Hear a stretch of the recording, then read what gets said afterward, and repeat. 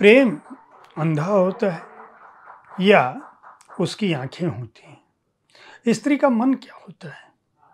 उसके मन के कोने अतरे में कौन सा पुरुष राज करता है? वह अपने किस रूप में प्रिय होती है, प्रियतमा होती है, या अपने किस रूप में वह सबसे अधिक प्रसन्न, आतुर, अनुरक्त और उदार होती है। स्त्रियों के जीवन में प्रेम किस रूप में आता है?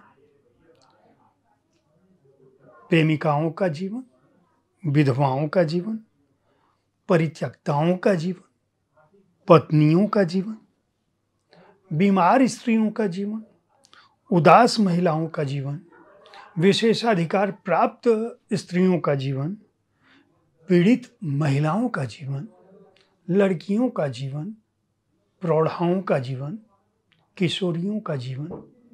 जीवन के कितने रंग रूप हो सकते हैं और एक स्त्री मन उन्हें किस सलीके से जीवन और जीवन की स्थितियों को देखता है। इनकी कहानियां अगर किसी एक संग्रह में मिल जाएं तो क्या बात है। नमस्कार, आप देख रहे हैं साहित्य तक के बुक कैफे का एक दिन एक किताब कार्यक्रम। मैं हूं जयप्रकाश पांडे। आज शनिवार है और अंग्रेजी की जिस पुस्तक के साथ मैं उपस्थित हूं उसका नाम है लाइफ ऑन मार्स। ये नमिता गोखले के चयनित कहानियों का संग्रह है। उन्हीं की कहानियां हैं। नमिता गोखले, जिन्होंने 1984 में अपने उपन्यास पारो ड्रीम्स ऑफ पैशन से भारतीय आधुनिक समाज और अंग्रेजी दा समाज में भी एक तरह से सनसनी मचा दी थी। उनकी कहानियां जीवन की नंगी सच्चाइयों की कहानियां हैं जो विसंगतियों को उजागर करने में कभी भी कोई संकोच नहीं करती। उनके यहाँ जीवन के प्रलोभन भी हैं, दुख भी हैं, उदारता भी है, जीवन की कृपा भी है और उसका बेतुकापन भी है। उनकी कहानियों में जीवन जितना नर्म, कोमल, उदार है, उतना ही निर्मम, निर्दयी और कठोर भी। उनकी कहानियों में संबंध और रिश्ते बनते हैं, बिगड़ते हैं, टूटते हैं, दिल पर खरोंचें आती हैं, फिर भी जीवन कहीं और कभी रुकता नहीं। मृत्यु के साथ ही संभवतः उनकी नायिकाओं के, उनके पात्रों के दुख या उल्लास समाप्त होते हैं। लाइफ ऑन मार्स में कुल 16 कहानियां हैं। ये 16 कहानियां अलग अलग पात्रों की कहानियां हैं, अलग अलग कालखंडों की कहानियां। इनमें कोविड महामारी के दौरान दो अलग अलग समुदाय के लोग अचानक एक दूसरे से जुड़ते हैं। उनमें एक प्रौढ़ महिला अपने अनुपस्थित बच्चों की उम्र के लड़के से मिलती है ऋषिकेश की एक रात में। वहाँ उनके बीच रिश्ता बनता है, एक बार नहीं बल्कि 2 बार, लेकिन वह आश्चर्यजनक रूप से समाप्त हो जाता है क्योंकि उस रिश्ते को समाप्त तो होना ही था। इसी तरह से चाहे कुंती हूँ और गांधारी हूँ, उनके जीवन के जो पड़ाव हैं वह पड़ाव दरअसल क्या कुछ कहते हैं। ये संग्रह की कहानियाँ दरअसल प्यार की जो और मानव मन की जो आकांक्षा है, उनका जो उद्दाम प्रवाह है और आत्मा जो प्रेम की मार्ग से सच्ची मुक्ति की आकांक्षा करती है, आह्वान करती है, और उसके बीच डर, भयावह रूप से जो समाज की अपनी मान्यताएं हैं वे सब भी आते रहते हैं। इन कहानियों की सबसे बड़ी खासियत यही है कि ये कहानियाँ दरअसल 2 हिस्सों में विभाजित हैं। पहला हिस्सा प्यार और उसकी विडंबनाओं पर आधारित है। दूसरे हिस्से में जो महाभारत से जुड़ा हुआ हिस्सा है, महाभारत का दर्पण कह सकते हैं, उसमें 3 कहानियां हैं और ये पूरे 1000 वर्षों के कालखंड की कहानियां हैं लगभग। आप समझ सकते हैं कि नल दमयंती की कहानी या कुंती की कहानी क्या कुछ कह सकती है। ये जैसे सावित्री और गिलहरी एक कहानी है। अगर इस कहानी का आप जानते हैं, मैं जब कहानी संग्रहों की बात करता हूँ तो कुछ कुछ बताता हूँ। ये सावित्री और गिलहरी जो है वो अचानक एक स्त्री मिलती है और वो कहती है कि तुमको पता है कि मैं पंचकन्याओं में से एक हूँ। वह मिलती कहाँ है? सावित्री सिक्योर मैट्रिमोनियल सर्विसेज में काम कर रही होती है, उसके रिसेप्शन पर मिलती है। वो दावा करती है कि वह जो है एक दिन अपने दुखों से मुक्ति पा लेगी और वो ये भी बताती है कि तुमको पता है कि ये पंचकन्याएं कौन है? मैं तो खुद भी सावित्री हूँ। और वो कहती है कि पंचकन्याओं के बारे में तुमको पता ही होगा कि ये पंचकन्याएं जो है वो इतिहास में अपने व्यवहार के चलते पवित्र मानी जाती हैं, जबकि इनके एक से अधिक पुरुषों से संबंध थे। और इस तरह से उसकी मुलाकात होती है मैट्रिमोनियल सर्विस के दरवाजे पर। वहाँ दोनों एक दूसरे को जानने लगती हैं और फिर धीरे धीरे ये इसकी नायिका जो है उसको उसकी मदद करती है। वह एक काल्पनिक पति का उल्लेख करती है और फिर बाद में बताने लगती है कि उसने अपना जेंडर तक बदल दिया है। वह बार बार जो जानवरों तक से प्यार करती है, नौकरी भी उसकी छूट जाती है बाद के दिनों में, और अपनी दयालुता के लिए के आधार पर बाद में इस कहानी की नायिका जो है उसको जान पाती है। इसी तरह से दूसरी जो कहानियां हैं उसमें नल दमयंती की कहानी जो है हंस की कहानी के माध्यम से सामने आता है। इन कहानियों में जैसे डायना की मृत्यु का उस समय के समाज पर, आधुनिक समाज पर क्या असर था, या पंडित नेहरू की मृत्यु का क्या असर पहाड़ी क्षेत्रों में भी था, यानी जिन क्षेत्रों में उस समय संचार के साधन नहीं थे। वुमेन्स 1 ग्रैंड होटल 1 जो कहानी है ग्रैंड होटल 1, उसमें नेहरू जी की मृत्यु का क्या प्रभाव था पर्वतीय क्षेत्रों में, यह पता चलता है।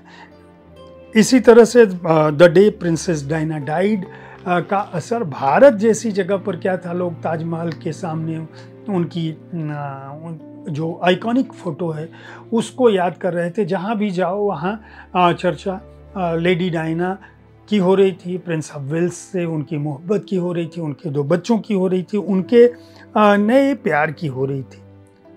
दरअसल लाइफ ऑन मार्स स्त्री आकांक्षाओं की वह वानगी प्रस्तुत करता है जिसमें जीवन के हर तरह के उतार चढ़ाव के बावजूद अंततः जीत स्त्री मन की होती है। क्यों? क्योंकि मृत्यु का वर्ण भी उस स्त्री के कथानक को समाप्त नहीं कर पाता, उसके प्रेम को समाप्त नहीं कर पाता। इस पुस्तक के आवरण पर बैक पेज पर लिखा है कि काका कोहली को प्रेम में विश्वास था और वह अपने को प्रेम पुजारी कहता था।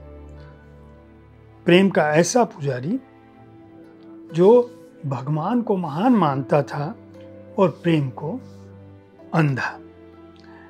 इसी तरह से जो नायिका है उसका एक उदाहरण दिया है कि वह टीनेज की उम्र से ही, किशोर वय की उम्र से ही प्रेम में बार बार पड़ती रही, यहाँ तक कि प्रेम के उस अंधेपन के चलते अपना कौमार्य उसने 21 साल की उम्र में खो दिया था।